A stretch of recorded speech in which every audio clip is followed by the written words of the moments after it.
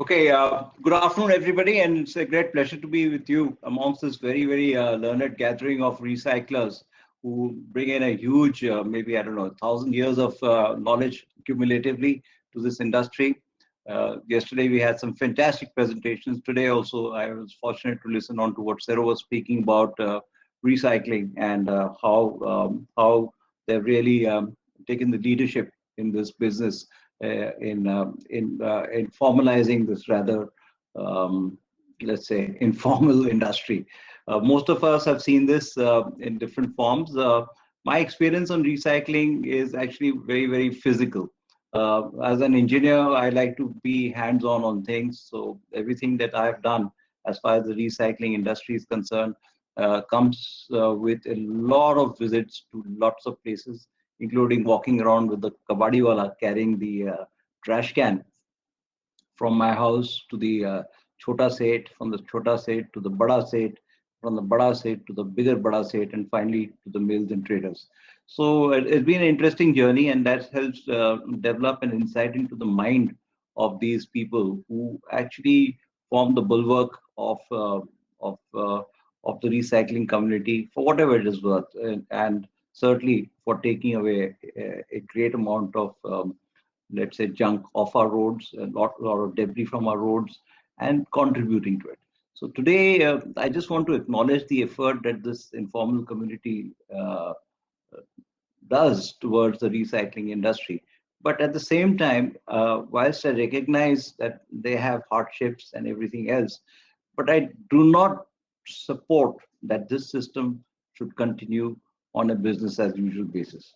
The stakes are different. The stakes are very high, and the livelihoods of a few thousand people should not jeopardize the future of all mankind by the pollution that it causes in terms of greenhouse gas emissions, in terms of erosion of the soil, as you can see on this slide that I'm showing you, in terms of the polluting the water, in terms of environmental issues, in terms of occupational health and safety issues, which add a burden to the national health system.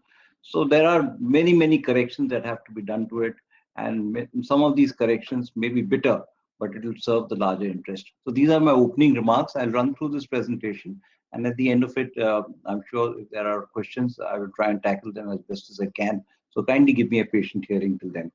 So first of all, let's understand what the Indian automotive industry is like. We are the largest manufacturers of two-wheelers, three-wheelers, and tractors, and we'll soon be the fourth largest automobile manufacturer. We have 30 million two-wheelers and three-wheelers in 2019. Of course, post-COVID, it's sort of slumped a bit, but I think we'll gather that traction over the next 6 months, or certainly by the next end of this year, we should be knocking close to 30 million two-wheelers and three-wheelers as the demand for personal transportation starts exceeding. The total number of registered vehicles as per the database which we had access to in 2019 was about 230 million vehicles which were registered, or let me say who were identified, or some documentation existed for 230 million vehicles of all types in 2019. By many calculations, this is going to rise to 800 million vehicles. As we all know, Prime Minister Modi has set a huge target despite this pandemic of touching a $5 trillion economy. And to reach that $5 trillion economy, we need 300 million metric tons of steel. Out of that, 100 million metric tons of steel will go just to meet the automotive sector's requirement. Some numbers here I've told you in terms of the composition of this ELVs, and that's on the slide. There are various data here. Some estimates say 22 million by 2025, and I think this is a gross underestimation of what actually will be, even if you do a quick mental calculation of 15 years lifetime, 18 years lifetime of various vehicles. Motorcycles today don't last more than 8 to 10 years if you're careful with it. They probably pack up earlier.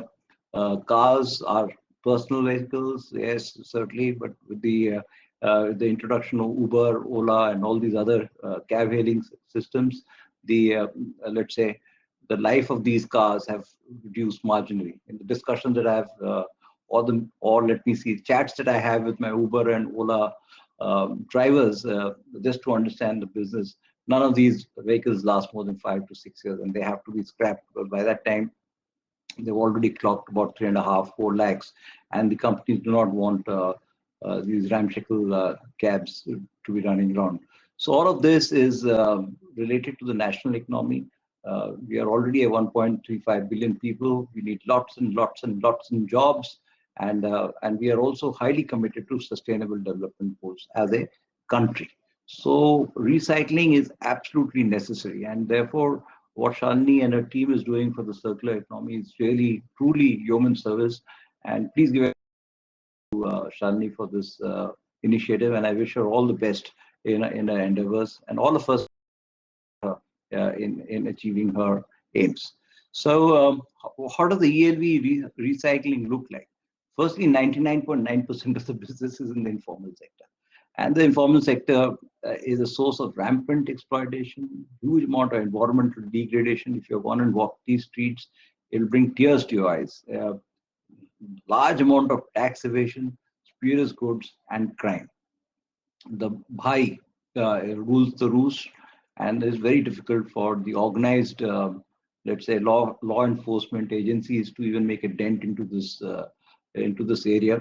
Your own visits to this place as a observer are hardly appreciated, and you can feel the tension in the air when you walk around these streets.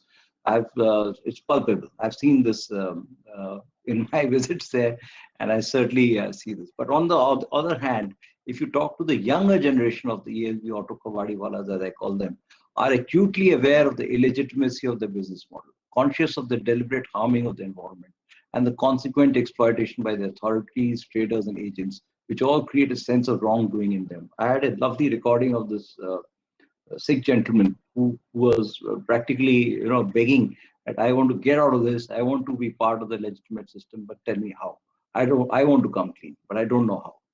So but there's positivity, and we have to tap into this positivity to make the transition from an informal ELV business into a corporatized world-class industry, and we can do all of that. It's a matter of time. So how does it look like? These are some of the photographs that I have personally taken, and in and around Delhi. These are actual photographs that I've taken on my camera. At that time when I was working on this project, my eyes were only looking around for abandoned vehicles. These are all abandoned vehicles all over the place. These are some which is only 500, no, not 500, about a kilometer away from my house. Uh, Except for the top left-hand corner photograph, all the other ones are in Delhi. This is a photograph of Mayapuri works. I don't want to see anybody who would like to show this picture again to his or her child or grandchild ever again. This is not the India that we want to see. Certainly not. This is the spares outlet, and I was absolutely amazed at the memory and ability. I mean, it beats a computer hollow in terms of inventory management or whatever other scientific and managerial experiences that we can bring into it. You can ask him that I want a Maruti 800 1988 model tail light. It'll take him not more than a few seconds to go and get it for you. You want the wheelbase of a BMW 5 Series 1999 model, it'll come to you. You want a Caterpillar engine, it'll come to you. And there's no records. I mean, he just knows where it is, and he knows which bumper is where, and he knows what fits in where. So there's a huge amount of talent there, and I don't think that comes with a formal education. I mean, it is amazing. I mean, you got to try this out someday to see it. Whether it's tires, whether it's rims, whether it's headlamps, whether it's bumpers, whether it's engines, it's all over. This is another. You can see many of the parts and all jumbled up in all sorts of in what you think in some completely haphazard way, but there's hell of a lot of logic in the way they have stored it, because they have foolproof. They can always access what you want in seconds. There's some more actual photographs. The left one, right, are some photographs from Jamnagar. Privileged to go and see, looking at some scraps which are going into brass business. These are some more actual photographs.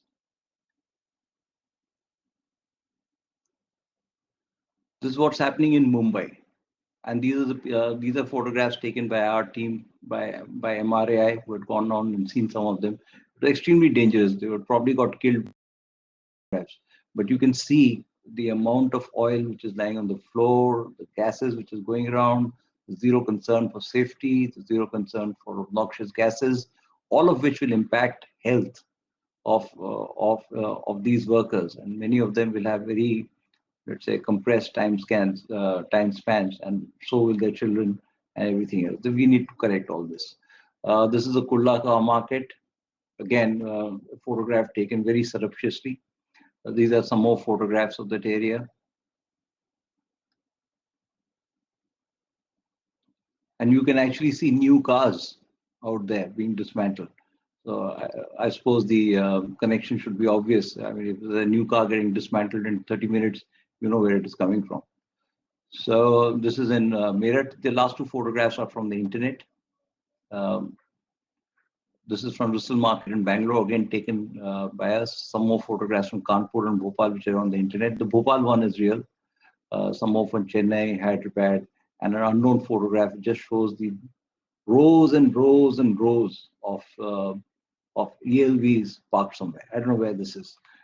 I'm not sure where this is, but I found this photograph on the internet, and I'm sure there will be many other such photographs that you can find there. So, what are the key features of this Auto Kabadiwala? Firstly, it's a hereditary business, and it is located in urban slums, which is very, very significant. You know, for most of the recycling companies who have now got plants in the back of beyond, close to Mars and other planets, the transportation and logistics cost and accessibility becomes a huge burden in the overall operational cost. I've developed financial models for it. I've developed business cases for it. The cost of logistics um, can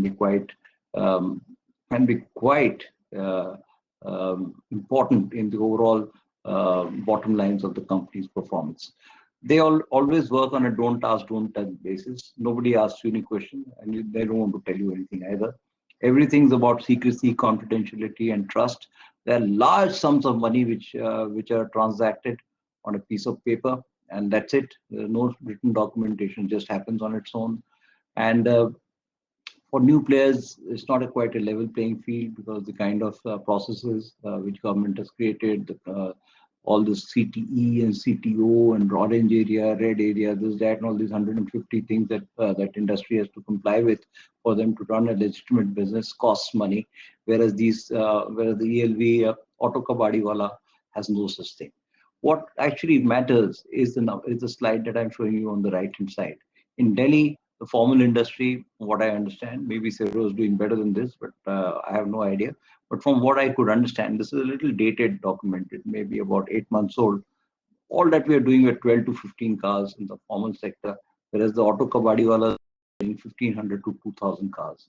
In Mumbai, nobody was doing anything. But the Auto Kabadiwalas in the Kurlas and all these other places were doing a minimum of 1,200 to 1,500 cars. And some time ago, I was told that I was wrong. It's not 1,200 to 1,500. It's closer to 1,500 to 2,000 cars. In Bengaluru, there are 700 to 900 cars. Cars means I'm talking about vehicles really, not just cars. Mostly cars though, and three-wheelers and bikes and all that are considered in the overall game of this recycling business. So how do they do this damn thing? That's the whole idea. So I did a quick SWOT analysis of how do we do this. And the purpose of the SWOT analysis was to figure out where their strengths and weaknesses were, and what is it that government, citizens, vehicle owners, all of us could do to attack this system so that they become compliant, so that they don't to approach any the kind of rubbish that is happening in this world. So this must stop. And so I put it down in different ways. It's a little busy slide, but you can see their strength is, of course, family-owned hereditary business to go through boardrooms and get approvals for capex and opex and all these 100 things that corporates have to do. Yeah, I mean, that decides and job is done. So they have low capital expenditure because there's zero requirement for anything else. So the minimal equipment, very low operating expenditure, wages are low, processing costs are low, zero compliance costs, no marketing and advertising, out of all tax regimes, no warehousing costs. Locational advantage, which is a huge factor on their benefit, they're within city limits usually. So it's easy access for ELV owners. You don't have to go to some greater Noida, some sector P and 50 other places to go and deposit your car or get involved into some Sonipat or some fantastically far off place where these plants are being created today. So it does in two ways. Firstly, it's also easy access for the vehicle owner. It's also easy access to labor, and it's also easy sales of pre-owned spares. This whole ecosystem works best within these clusters, and they derive advantage out of this in terms of overall lower cost of operations. They also have well-established dealer and agent network, usually supported by some bhai who has the touts and all of them in, and you can actually see it whenever you go down to this place and you bring in a car. If there'll be 2 or 3 of them who will pounce on you and trying to understand, what kind of carjackers are there. And they of course work with reasonably good profit margins. I'm not saying that they are all going to take over as the final billionaires of this world or trillionaires, but they make reasonably good profit. Um, but but they try and have a lifestyle which is not loud, so that they don't attract attention to them. But I think they do that. The weaknesses, of course, their revenue generations are much less than, because the quality of scrap is pathetic, to say the least. There, and the ability to recover from that and sell it correctly is a big issue. Unskilled manpower, I already spoke about. They cannot size and scale their business. What's happened is that from their forefathers, the business got divided between their sons. The sons have further got divided into others. So what was once maybe over 10,000 square feet, today is all within 1,000 square feet, 200, 1,500 square feet, or even less, as the business has got bifurcated within the family. Of course, extremely polluting, extremely hazardous to local health. As I saw, business overheads, the largest overhead is to pay off the system, and they always have large cash holdings, so to reduce traceability, no standard, no specification, and of course, one of the biggest weaknesses that they have is social stigma. Social stigma. I think that is one thing that we need to look at. How can we press home the advantage of this weakness of social stigma in their business to make them comply and come along to mainstream recycling? Opportunities for them, huge gap, of course. There are few buyers and there are many sellers, so they can have a very good price and they are competitive at the same time. They also have this whole network of touts and everything else. High entry barriers for formal recyclers. We have a policy which has put down plenty of conditions. Some of them are very necessary, so that we don't create a informal recycler. We can't have the same nonsense that's happening in the informal sector also move to the formal recyclers. So to do that and avoid all of that, the policy is somewhat restrictive, and that has to be brought in. Threats, of course, the biggest threat is that to their businesses, if the full implementation of the government policies, rules, and guidelines are done, then they can be out of business pretty fast. They don't have insurance. There's no protection against scrap price fluctuations. They have unsafe work environments, and there's a hafta to the mafia. So on the other hand, when you look at the organized sector, these are some of the places that I actually visited or recycling. You can see the difference, and it just strikes you that this is what is possible. So what are the recycling challenges? We have heard time and again about collection and recovery mechanisms. My only word here is that unless you have made your business model appropriately, you cannot be successful in this business. The business model has to be right, and there's enough of feedstock out there. And as Sero also brought out, if he's planning to ramp up his presence in India to 200 units, obviously there's enough feedstock to service those 200 units. It's just a matter of being able to apply your mind to get it, and there are various strategies by which that can be done. So I put down some other issues here, challenges in terms of training. Standardization is very important. I'll give you an example on fuel, for example, and oils. Now we have no methodology of being able to identify what is the calorific value of this oil, or how much is it actually worth, and where will it be used, etc. And yesterday we had a very nice presentation which from MRAI, which brought out that there could be some method by which defects in spares could be classified and brought to a uniform level, so that anybody who's buying a particular spare part knows what it is coming to you. Of course, there are issues on engines, there are issues on gearboxes and all of these things, but other things like lamps and bumpers or doors or stuff like that can be made more transparent, so both the buyer and the seller are clear as to what he's buying. As far as the other thing, as an aside, One and I want to emphasize this because having seen quite a few of these recycling plants, my sense is that what works in the US, Japan, China, this, that, and all doesn't work in India. So this Google anti solution to creating recycling facilities in India is wrong. We have our own ecosystem, we have our own strengths, we have our own weaknesses, and we have our own way of doing things. So, for example, if you go to a yard in Europe, you probably find an 8-year-old S350 Mercedes out there being recycled. But that recycling business is different because the spares are being sent out to Africa or to East Europe or Russia or God knows where. In Japan, quite a bit of the spares market fetches up in Russia. So, but that's a different game. In India, you can't see a chap scrapping a S350 Mercedes after 7 years. I don't think that's happening in India. Or a BMW 5 Series going to a scrappage in 5 years. So, that sort of thing is there. So we need to understand all these things in looking at addressing the ELV recycling challenges. Now, I think this is well known. I'm not going to spend time. The trade structure is also well known. I mean, you have the ELV owner, he's got a choice of either exchanging it or refurbishing it or scrapping it. And there's an algorithm which you can develop in determining the overall business model that makes it optimal. First, you need to understand the trade structure, and from the trade structure only you can decide where your feedstock are going to come in. So how do we integrate this with all these things? First and foremost, I think, and I'm going to be blunt about it, is that ELV recycling is not purely an environmental issue, and it cannot be left to the MOFCC or Ministry of Road Transport and Highways or some other chap to do it, because it has got implications across the societal side, impacts livelihoods, impacts environments. There are tremendous amount of technologies that have come into this sector, and it's not riveting,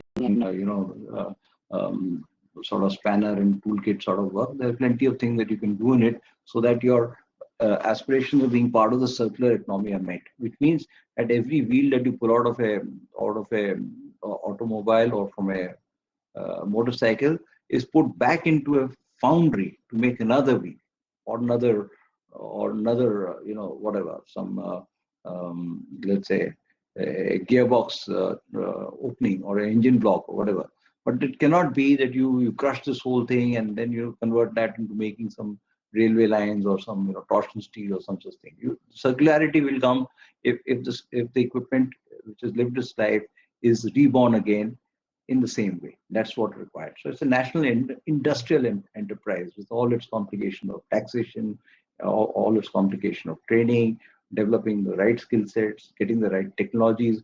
I mean, we don't have a single recycling course in India, which understands how recycling is done, what is hydrometallurgical recycling, what is, pyrolysis, and there's that 150 things that go into recycling of all these things. And an automobile is a great example. You got everything there. You got automotive electronics there. You got rubber. You got batteries. You've got textiles. You got plastics. You got ferrous. You got non-ferrous. You got hazardous waste. Everything.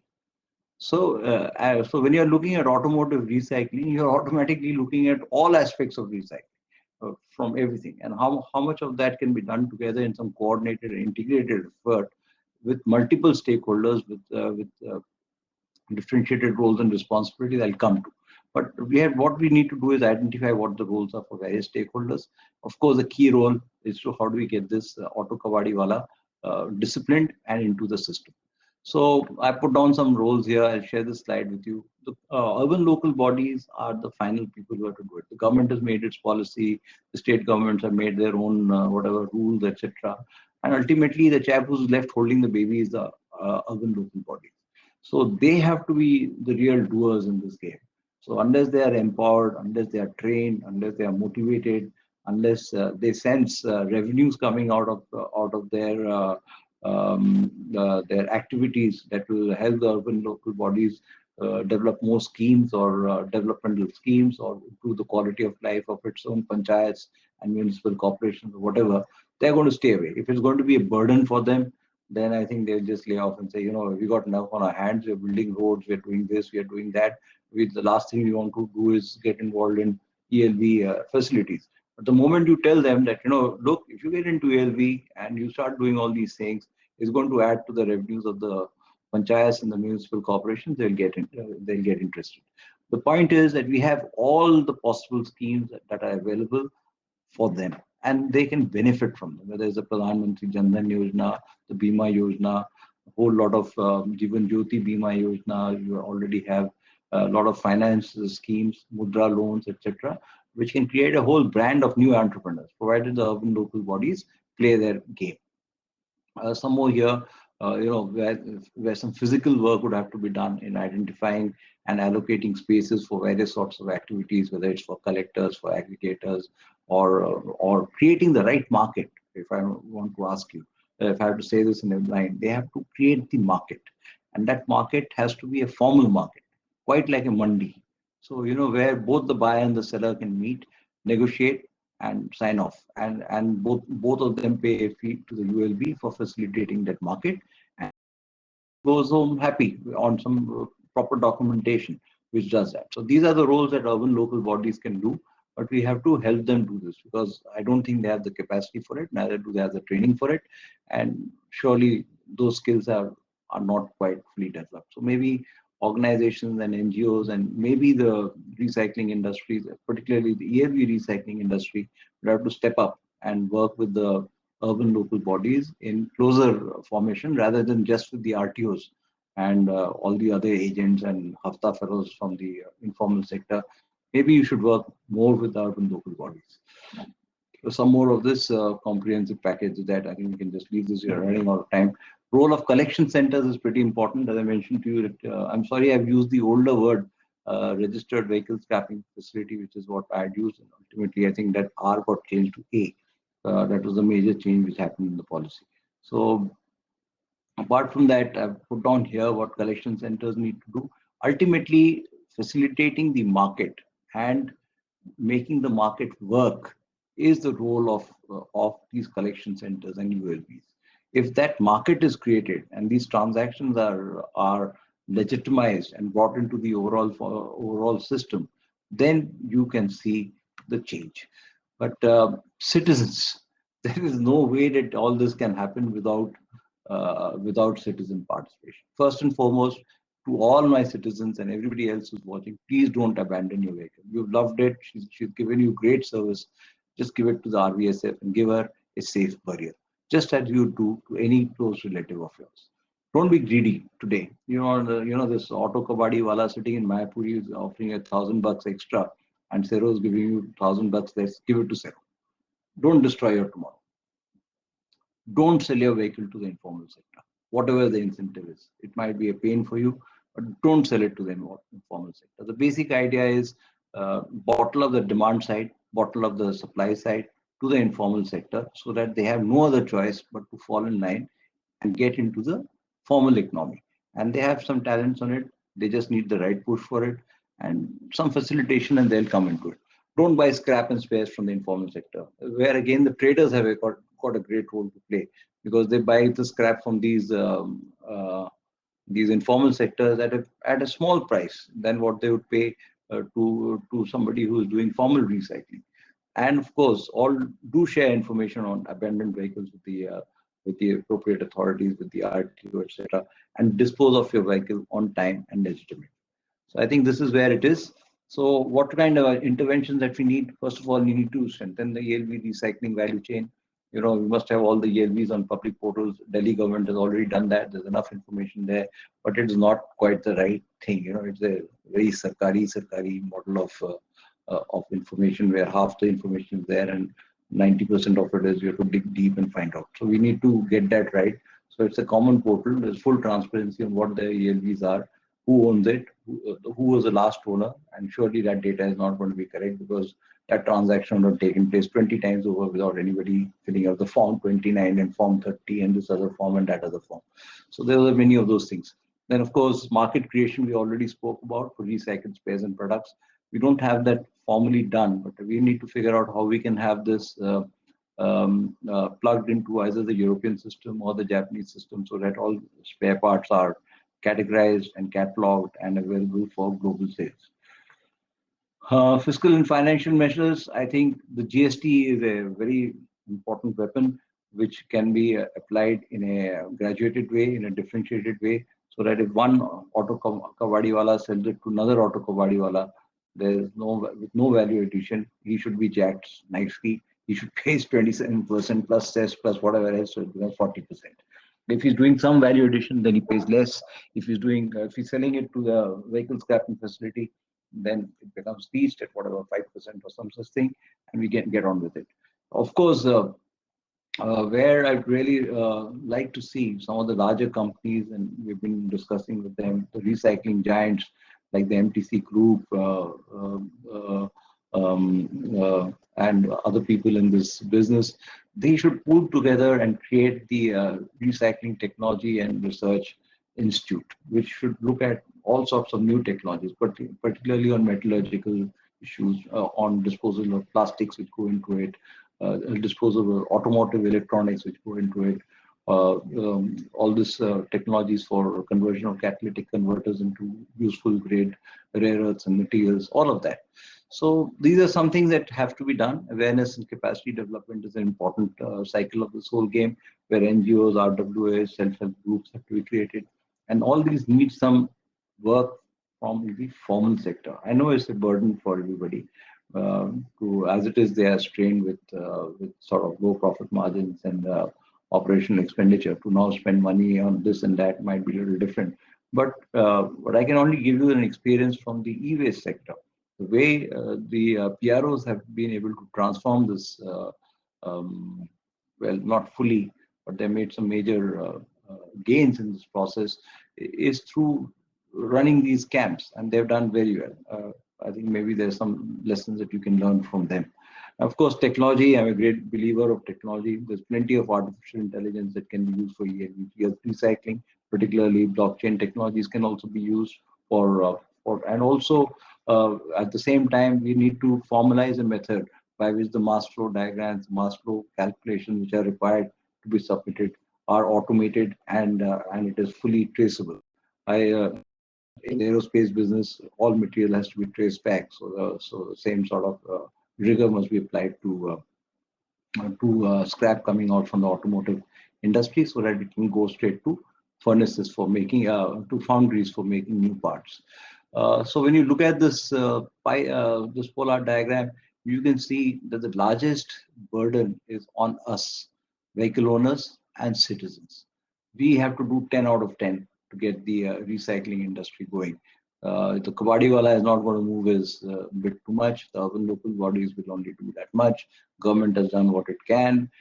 Mill owners have another role to play. If they are tough with them, the traders are tough with them, and they say no to scrap coming in from the Kabadiwala.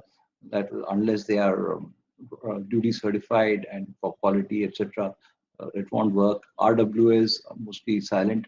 But maybe we need to find out how we can get RWAs moving. There are plenty of RWAs who have surplus vehicles lying there, which they don't care about and just lying in some corner. I know plenty of them in Vasankund at least, where they're just lying around and nobody knows who the Maibab of that system is. So there are some roles for them. So in this way, if you all put together, we should be able to see a transition of this auto kabadiwala to becoming a more respected part of the overall social system in India, as a responsible person, caring of the environment, caring of the people they employ, and these sort of things. At the moment, both they draw a zero on this, and I may have some amount of sympathy for them, but it goes away the moment I see them puncturing the compressor and releasing all that freon or whatever is called RS12 or RS22 into the atmosphere, ruining the ozone layer of this country. That is like murder. Similarly, if they just empty out the tanks and pour out the oil that you saw on Earth, and that goes down to upset the water levels below, groundwaters below, then that is murder. I don't think that is forgivable under any circumstances. So I think we need to be strong. We need to be disciplined. At the same time, we need to hold their hands to bring them up. So this, in conclusion, all these, there's plenty of resources trapped in ELVs, and if India has to achieve that $5 trillion economy, we need materials, and those materials have to come from these sources.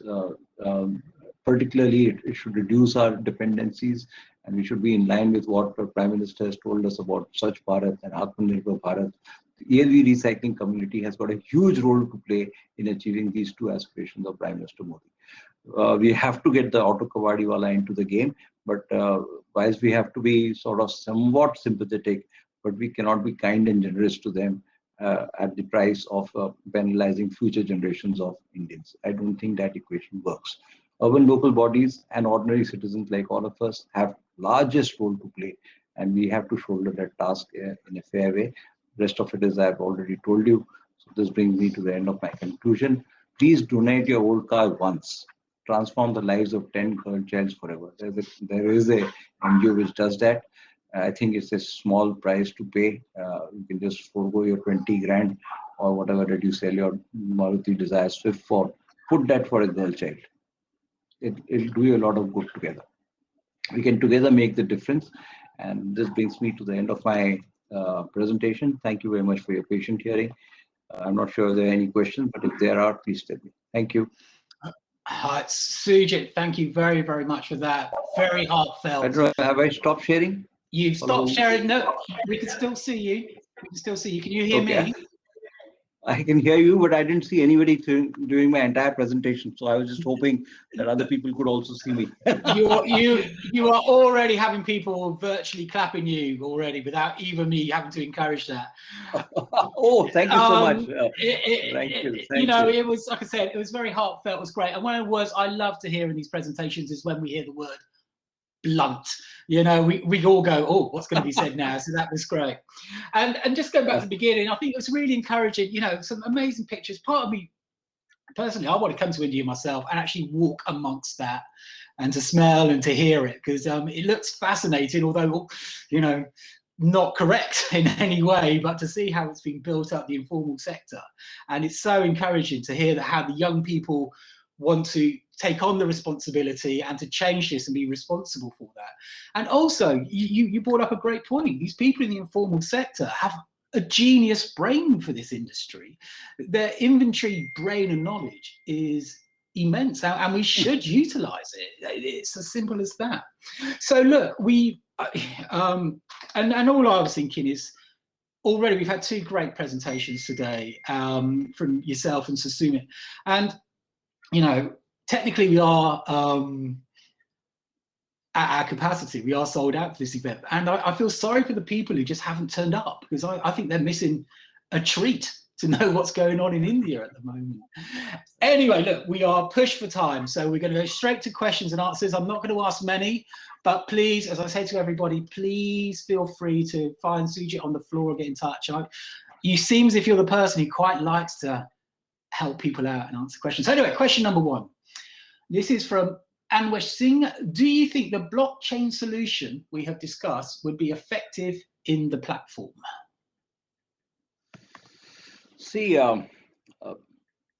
blockchain is as effective as you want it to be. It is not an automated process, as we know, and it's a distributed ledger. So this ledger works on the amount of truth that you can bring to that ledger, and since it's a shared truth and a past truth cannot be messed up in any way, so it gives you traceability. So the blockchain technology would have to apply. I think to a large extent is beginning. I heard somewhere that we're getting the microdot technology into cars. So the microdot would have a complete description of that vehicle or on a microdot, and that will be placed somewhere on a vehicle, which would not go away. So using that and then being able to trace each transaction of that of the day from it was built to the distributor, from there to the retailer, from there to the first customer, to the second customer, the third customer. These are all blockchain technologies. And finally, when it comes to the recycler, you are able to unravel it and then start the second chain of blockchains, where you are now trying to see how did that whatever lamp or bumper or whatever XYZ move to the next place. So it's possible to do that, and since I work on this sector, it's not easy, but the algorithms for developing this are doable, and it's not it's a solved problem. We just need to graft it to the automotive recycling industry. Okay, thanks very much. Now, I'm afraid we've only got time for one more question. I know people are asking questions before, but we are pushing time, and hopefully you will be able to find Sujeet on the floor to ask his questions a bit later on. And we are pressed for time, so Sujeet, I want to use the word concise and blunt to answer this. What is the current challenge? So let's see if we can do this. What is the current challenge concerning the capability of informal sector of ELB handling in India? And how can these challenges be addressed through the regulatory framework? A difficult question, and as concise as possible, please. Yeah, but I just spoke about this whole thing for the last 30 minutes. Obviously, I have not been able to convey my message. I thought this was the core proposition of my presentation. But if there's a question around on this subject, then I'm sorry, I seem to have missed being able to convey my message. No. Yes. So. So then, as I said, if I have to put it together, this thing works in a. I mean, no one agency can do this. You think that the Ministry of Environment, Forest and Climate Change can solve this? You can't. If you think the Ministry of Road Transport and Highways can do that? No. Can you as a private citizen do it? No. Can this mill chap do it on his own? No. Can the trader do it? No. Can the auto kabadiwala do it? No. Can Zero do it? No. It's a combined effort of all of us, and it has to touch your conscience. It has to be within your mind that you want to contribute to it. You want to be a rule-abiding chap, and it's quite okay. I want to give away this $2,000, but I'll not sell it to him. It's not going to make you rich or poor. I mean, a chap who owns a car, surely $2,000 is not going to transform his or her life. But 2,000 rupees and a car to a place, and this lovely organization which does that for girl childs. I think it's a fantastic thing to do. Your car will remember you forever. It served you for so many years. At the end of it, it's still serving you, transforming the life of 10 girl childs. What can be better than this? Sorry for interrupting. I think that's a great way to end this, with a very strong message that we are all responsible for playing our part to make this a success, and we shouldn't be blaming others. We should be listening to other people, to the challenges that they are having, and see if we can help provide solutions, and vice versa. And I think that's a very strong message. So thank you very much for relaying that to everybody.